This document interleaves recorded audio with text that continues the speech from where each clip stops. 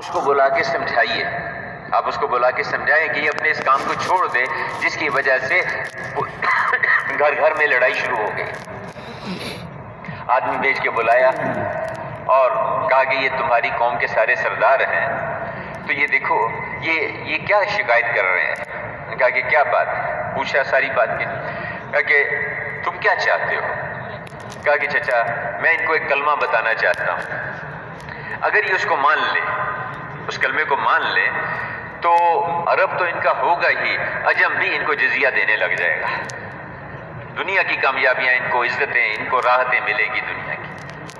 عرب تو ان کا ہوگا ہی، عجم بھی ان کے سامنے جھکے گا، وہ بھی ان کو جزیہ دینے لگے گا۔ اس پہ ابو جہل نے کہا وابی کا عشرہ کلمات، اگر یہ بات ہے تو تو ایک بات چھوڑ، ہمیں 10 باتیں بتا، تیرے باپ کی قسم ان کو مانیں گے، ان کو قبول کریں گے۔ اس پہ آپ نے کہا کہ ہاں یہ کلمہ پڑھ لے، لا الہ الا اللہ محمد الرسول اللہ، یعنی اپنے اندر یہ بات ہر ایک پیدا کر لے کہ مجھے اللہ کی ماننی ہے اور حضور کے طریقے پہ ماننی ہے۔ وہ اللہ پاک پیدا کرنے والے وہی خالق ہیں، وہی مالک ہیں، وہی معز ہیں، وہی مذل ہیں، وہی حفیظ ہیں، ان کے علاوہ کوئی ہے ہی نہیں۔ ہم اللہ کی مانیں گے، اللہ کے حکموں پہ چلیں گے اور اللہ کے رسول کے طریقوں پہ چلیں گے۔ اس پہ اس نے کہا کہ یہ نہیں مان سکتے کہ جب اتنے خدا نہیں کر سکتے تو وہ اکیلا خدا کیسے کر لے گا، یہ ہماری سمجھ میں نہیں آتا، اس کو ہم نہیں مانتے۔ اٹھ کے چلے گئے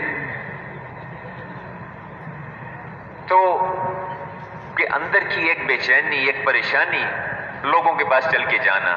میرے بھائیوں، یہ دعوت کی محنت امت سے چھوٹ گئی، یہ جو امت سے جو چوک ہوئی، جو کوتاہی اور کمی ہوئی، وہ دعوت کا کام اور محنت ہم سے چھوٹ گئی۔ گھر گھر لوگوں کے پاس جانا، ایک ایک آدمی کو اس پہ لانے کی کوشش کرنا، فرماتے کہ یہ جوہد کی جوہد ہے، محنت کی محنت ہے۔ ہم نے تو اقوام عالم کو اللہ کی طرف بلانا تھا، اللہ کے دین کی طرف بلانا تھا، خود ہی ہم بھول گئے اس کام کو، خود ہی بھول گئے۔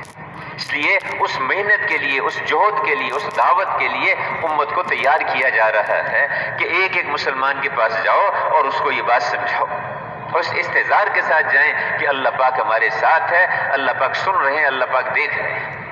ایک بات بھی ہم کہیں گے، ایک بات بھی کہیں گے، وہ اللہ کے ہاں بہت اونچی ہے۔ اللہ کی طرف بلانا، اللہ کی طرف دعوت دینا۔ وہ ہدہد کا قصہ اللہ نے وہاں بیان کیا، جب وہ اس کے ساتھ نہیں تھا، باقی لشکر کے ساتھ، سلیمان علیہ السلام نے پوچھا کہ تو کہاں چلا گیا تھا، تو بتا ورنہ میں تجھے ذبح کروں گا۔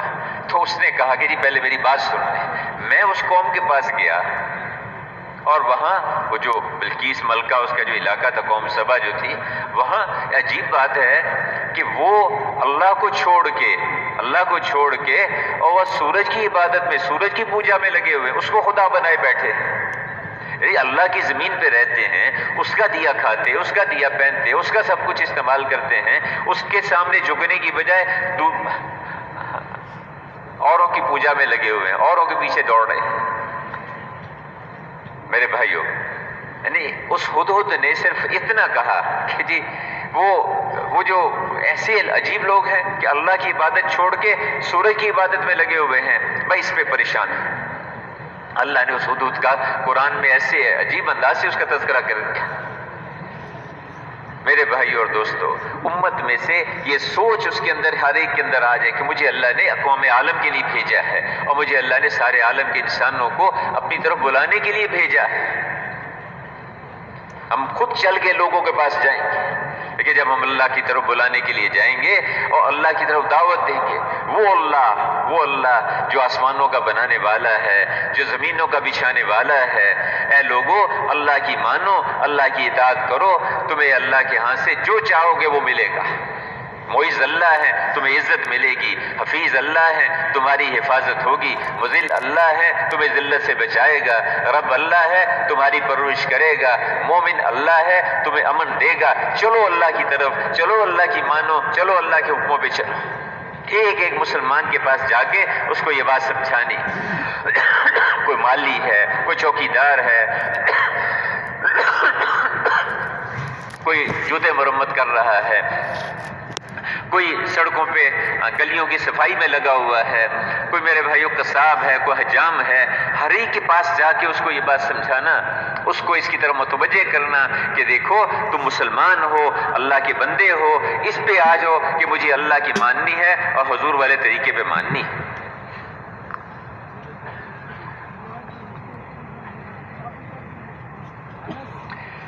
ہر مسلمان لوگوں کو اللہ کی طرف بلانے والا بنے، اور جب جانا لوگوں کو اللہ کی طرف بلانے کے لیے جانا تو اس استحضار کے ساتھ جانا کہ اللہ مجھے دیکھ رہے ہیں، اللہ پاک ہے، ہم اللہ کی طرف بلانے جا رہے ہیں۔ موسیٰ علیہ السلام جب فرعون کے پاس گئے، اس نے پوچھا کہ تم وہی موسیٰ ہو نا جو میرے گھر میں پلا بڑھا تھا؟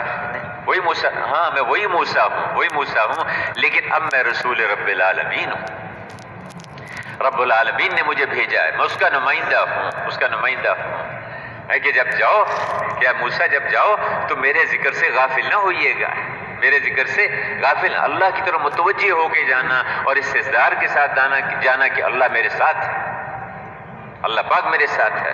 کہا کہ ہاں میں وہی موسیٰ ہوں، لیکن اب میں رسول رب العالمین ہوں، رب العالمین نے مجھے بھیجا۔ کون رب العالمین؟ کس کی بات کر رہے ہو تم؟ وہ تو کہہ رہا تھا انا ربکم الاعلی، میں ہی سب سے بڑا خدا ہوں۔ کہا میں اس رب العالمین کی بات کر رہا ہوں جو ساتوں آسمانوں کا اور زمینوں کا پیدا کرنے والا ہے، ان کا بچھانے والا ہے، اس سارے نظام کو چلانے والا ہے۔ میں اس خدا کی طرف تجھے بلا رہا ہوں، اس کی طرف تجھے دعوت دے رہا ہوں۔ یعنی انبیاء علیہ السلام ایسے سادہ طریقے سے دعوت دیتے ہیں، اس طرح سمجھاتے ہیں کہ اس کو سمجھنا کوئی مشکل نہیں۔ ہٹ دھرمی کا تو کوئی علاج نہیں، ضد اور اناد کا تو کوئی علاج نہیں ہے، تو عامی سے عامی آدمی بھی اس بات کو سمجھ سکتا ہے کہ بتاؤ بھائی، کوئی ہے اس کائنات کے اندر جو یہ دعویٰ کرے کہ آسمان میں نے بنائے ہیں؟ کوئی ہے یہ جس کے اندر یہ جرت ہو اٹھ کے کہے کہ زمین میں نے بچھائی ہے، یہ سمندر میں نے تیار کیا؟ کوئی ہے آج؟ ایک ذات ہے جو یہ کہہ رہی ہے کہ آسمان میں نے بنائے ہیں، الذی خلق السماوات والارض، وہ ذات جس نے آسمانوں کو پیدا کیا، جس نے زمینوں کو بچھایا، اس کو پہچانو، اس کے سامنے جھکو، اس کی مانو، اس کی بندگی پہ آؤ، اس اللہ کو پہچانو۔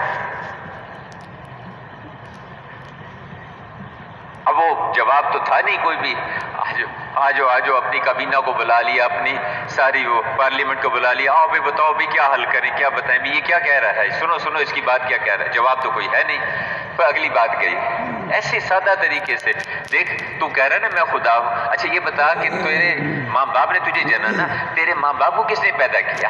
اور تیرے ماں باپ سے اوپر جو تیرے دادا پردادا ان کو کس نے پیدا کیا؟ ان کا خالق اور مالک کون ہے؟ ان کو بنانے والا کون ہے؟ تو کس بات؟ خدا تو وہ ہے خود جو خود سے جس کا وجود ہے، جس کو نہ کسی نے جنا نہ اس سے کوئی جنا کیا۔ قل هو اللہ احد اللہ الصمد لم یلد ولم یولد ولم یکن له کفوا احد۔ وہ اللہ هو الاول هو الآخر، وہی سب سے پہلا ہے، وہی سب سے آخر، وہی سب سے آخر۔ اس اللہ کی طرف بلانا، اس اللہ کی طرف دعوت دینا، اب نہیں سمجھ میں۔ پھر اگلی بات کہہ رہے میں پورے ملک مصر کا مالک ہوں۔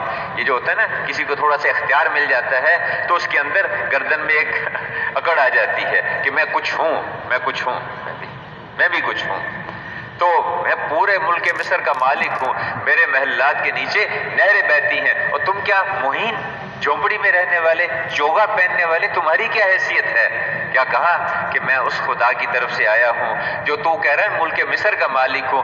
تیرے ملک کے مشرق میں جتنے ملک ہیں یہ بتا ان کا کون مالک ہے، اور تیرے ملک کے مغرب میں جتنے ممالک ہیں ان کا کون مالک ہے؟ میں اس خدا کا نمائندہ ہوں، اس کی طرف تجھے دعوت دینے کے لیے آیا۔ مانگے دھول، گلی گلی، گھر گھر، بستی بستی جا کے ایک آدمی کو جا کے یہ سمجھائیں کہ دیکھو اللہ کی طرف چلو، اللہ کی مانو، اللہ کی اطاعت کرو، اللہ کی بندگی کرو۔ کوئی مسئلہ کسی کا حل نہیں ہوگا جب تک اللہ کو ساتھ نہیں لیں گے۔ میں یہ کلمہ نفع دیتا رہتا ہے اپنے پڑھنے والے کو، لا الہ الا اللہ محمد رسول اللہ، اس کو نفع دیتا رہتا ہے، اس سے عذاب و بلا کو دور کرتا رہتا ہے، جب تک اس کے حقوق سے لاپرواہی اور استخفاف نہ برتا جائے۔ اب یہ کلمے کا حق بتا رہے ہیں، خالی اتنا نہیں کہ میں نے کلمہ پڑھ لیا، ایمان لیا، اللہ کا شکر ہے، لیکن آگے اس کلمے کا حق بتا رہے ہیں۔ یا رسول اللہ، اس کا کیا مطلب؟ کلمے کے حقوق سے لاپرواہی اور استخفاف کیا جا رہا میں کہ اللہ کی نافرمانیاں کھلم کھلا کی جا رہی ہوں اور اس کے بند کرنے کے لیے کوئی کوشش، کوئی محنت نہ کی جا رہی۔ اب بلائیں کیسے دور ہوں، مصیبتیں کیسے دور ہوں؟ جب میری امت دعوت کے کام کو چھوڑ بیٹھے گی تو اس کی یہ دعائیں کریں گے، ان کی دعائیں قبول نہیں ہوں گی، ان کے برگزیدہ لوگ دعائیں مانگیں گے، ان کی دعائیں قبول نہیں ہوں گی، یہ معافی مانگیں گے، معافی نہیں ملے گی۔ میرے محترم بھائیوں، ایک ایک مسلمان کے پاس جا کے اس کو یہ سمجھانا کہ دیکھو ہمارے ساری پریشانیوں کا حل اس بات میں ہے کہ ہم اللہ کو ساتھ لیں، وہ زندگی جو اللہ نے آسمانوں سے اتاری ہے اس زندگی کو اپنے اندر بھی لائیں اور اقوام عالم کو بھی جا کے اس کی طرف دعوت دیں۔ اللہ کے دھیان کے ساتھ اللہ کی طرف متوجہ ہو کے لوگوں کو بلانا، اللہ کی طرف، اللہ کے احکامات کی طرف بلانا۔ اور جب دعوت دینے کے لیے جائیں گے تو جن جن کے پاس جائیں گے ان کے ساتھ ویسے سلوک کرنا جیسے انبیاء علیہ السلام نے بتایا، جیسے رسول اللہ صلی اللہ علیہ وسلم نے کیا، برداشت بھی کرنا، صبر بھی، تحمل بھی کرنا، اور ان کی خیر خواہی اور ہمدردی کے ساتھ جانا۔ دیکھو میں تمہارا خیر خواہ ہوں، تمہارا ہمدرد ہوں اور امانت دار ہوں، امین ہوں، میں ایسا نہیں ہے کہ میرے اندر کچھ ہے اور میرے باہر کچھ، جو میرے اندر ہے وہی میرے باہر۔ جیسے ماں خیر خواہ ہوتی ہے، اب بیٹا دیوانہ ہے، مجنوں ہے، جوان ہے، سامنے تندور میں آگ جل رہی ہے، چھلانگ لگانا چاہتا ہے، 10 منزلہ عمارت ہے، اوپر سے کودنا چاہتا ہے، ماں اس کا ہاتھ پکڑتی ہے، اس کا بازو پکڑتی ہے، وہ کاٹتا ہے، بال نوچتا ہے، تھپڑ مارتا ہے، اس کو دانتوں سے کاٹتا ہے، وہ سب برداشت کرتی ہے، لیکن بیٹا تو اس آگ میں گر جائے، تو اوپر سے کود کے نیچے مر جائے، یہ میں نہیں ہونے دوں گی، تو مجھے جان سے مار دے۔ انبیاء علیہ السلام کے اندر کی ایک بے چینی ہوتی ہے، جو کیا سورہ یاسین میں کیا کہا، یہ قرآن کا دل ہے، قرآن کا دل ہے، اس کے اندر کتنی بڑی بات کہی، یا حسرتن علی العباد، کہ بندوں پر حسرت ہے، افسوس ہے، دکھ، اور کس بات کا کہ ان کے پاس جو بھی آتا ہے سمجھانے کے لیے اس کا مذاق اڑاتے ہیں، اس کے ٹھٹے اڑاتے ہیں، اس کا مذاق اڑاتے ہیں۔ میرے بھائیوں، لوگوں کے پاس چل کے جانا اور ایک ایک ان کی سہنا، برداشت کرنا اور شفقت کے ساتھ، خیر خواہی کے ساتھ، ہمدردی کے ساتھ جانا، اور بار بار جانا ایک ایک آدمی کے پاس، یہ خود چل کے لوگوں کے پاس جانا اور ان کو اللہ